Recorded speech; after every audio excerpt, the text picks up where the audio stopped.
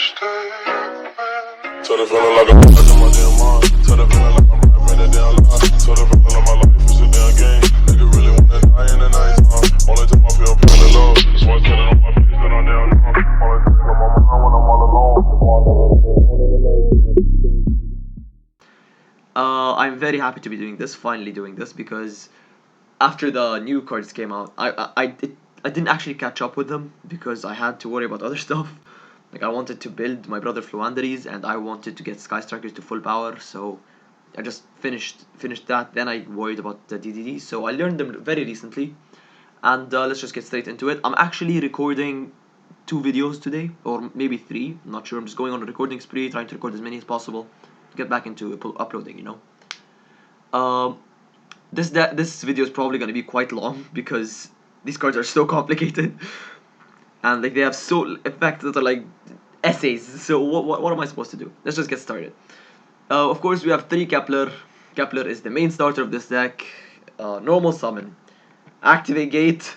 Sorry, normal summon, search gate, activate gate, search Griffin, Griffin, summon, Gilgamesh, make combo. Simple. Okay, so you're playing 3 Kepler to just search your gate. Or, to be fair, if you did open gate already, like Kepler gate, then you can search Swamp King or Patent License. So it's up to you. So yeah, this card's pendulum effect is very bad, simply. So just don't even worry about the pendulum. Yeah, the normal summon effect is the best thing you want to do. And then there is Griffin. Griffin has a good pendulum scale effect in which you can target one field you control, destroy this card, and then like gains 500 for every dark contract. So it's quite irrelevant, but the fact that you destroy this is good. And of course the effect that can summon itself, that gives you an additional insta body on the board, and then you're able to like pendulum summon it and search Headhunt. So that's really good. And then you have Triple Copernicus. Now I will not be including combos because there is an absurd amount of DDD combo videos out there. So I'm not gonna bother to make combos because I know people won't even stick around to watch them. So yeah, there's 3 Copernicus, just normal summon, send, and simply just make combo because you can send Lamia, you can send Necro, you can send Swirl. See, like there's so many things you can do with just this one card. So many paths you can take. Like come on, paths, whatever. Okay. Then there is also its pendulum effect in which it can actually save you. It can come in clutch because sometimes you lower your life points so much, like you can like pity map half your life and then like Gilgamesh to take 1000 out of it, and then like somehow you lose like another 1000 by like Gate and Swamp King. So like you're left on 1000. You have Copernicus in the scale. You can like just negate one of them to like keep your life up, you know. And then there is Orthros. Orthros is a very powerful card here because you can like set this in pendulum scales. Pop a card in the field. That's what you usually can do. Or you can if you have this in hand and you take effect damage, battle or effect damage, you can just special summon this card and then you're locked into DDD. Who cares? All you're playing is DDD. So you just get a level 4 tuner to instantly go into your Siegfried. Oh, why is this guy here? Why is this guy here? 1 second.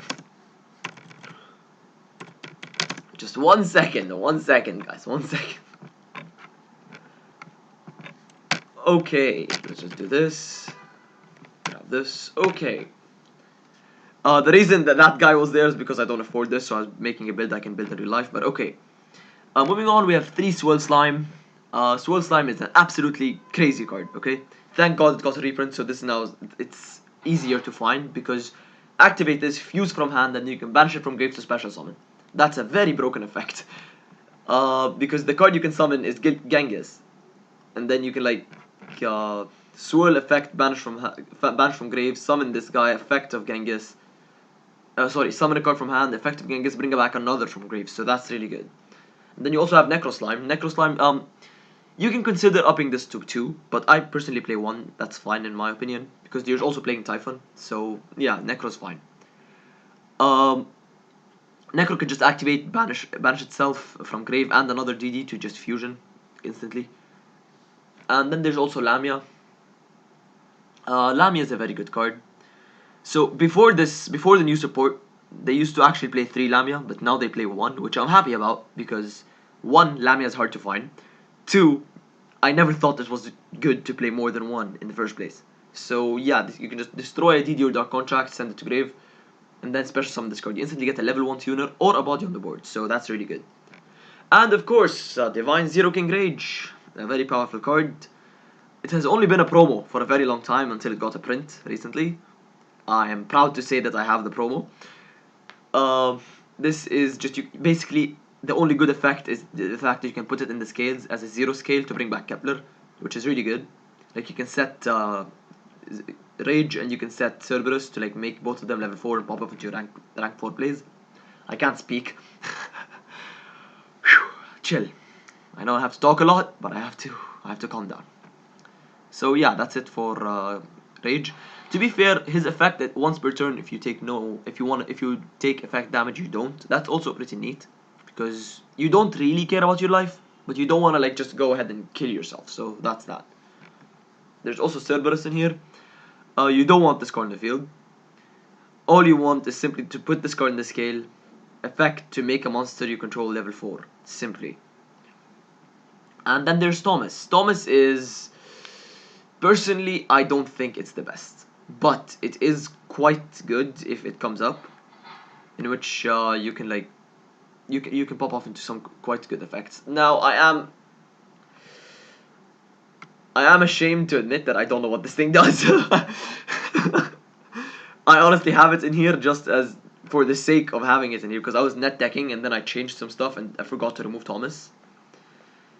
And like changed up the bid and I'm like, hey, Thomas can come in clutch, but then I forgot what this thing does. So during your main phase, you can add one DD Pendulum monster from your extra to your hand. Wait, so that's how that thing works. Okay, so that's how it works. Basically, you pop Griffin with its own effect, summoning then you activate Thomas to add Griffin to hand and then summon it. So that's really good. Then you have Oblivion. Just one sec, let me put this back up here. Okay, so we have Oblivion. This on summon, it can special summon a DDD from grave, and the pendulum effect when a DD monster you control, when a DD monster is special summon, you can lose 1,000 life points. The opponent takes half damage for the rest of the turn, and then you special summon one from grave. So the recursion effect is really good. This deck's recursion from grave is crazy. It just keeps recycling the materials, bringing them back every single time. Like in one turn, you just bring back a lot of cards. And then there is Typhon.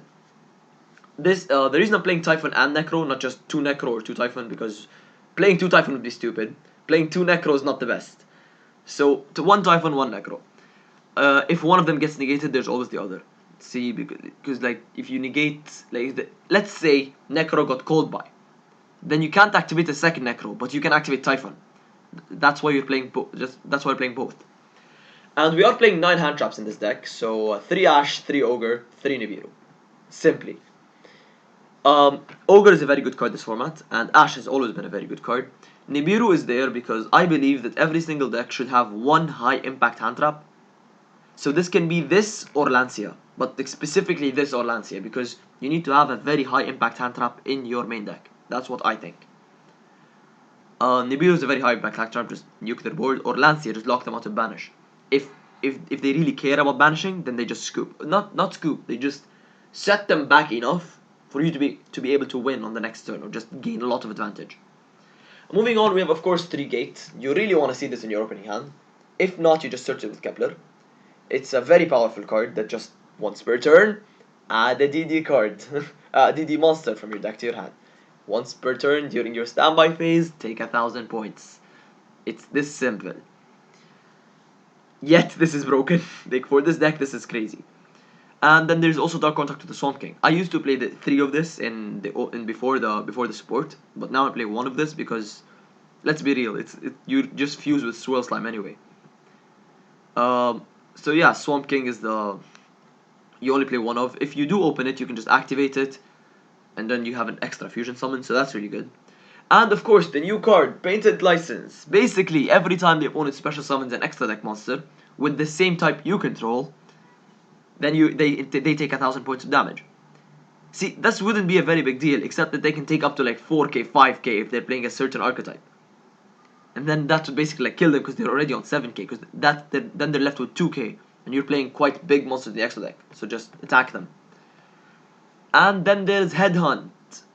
Headhunt is a searchable trap. It's a very powerful card. If you control a DDD monster, Widow Anchor the opponent. In case you don't know what Widow Anchor is, just target it and take it and negate its effects. Simply.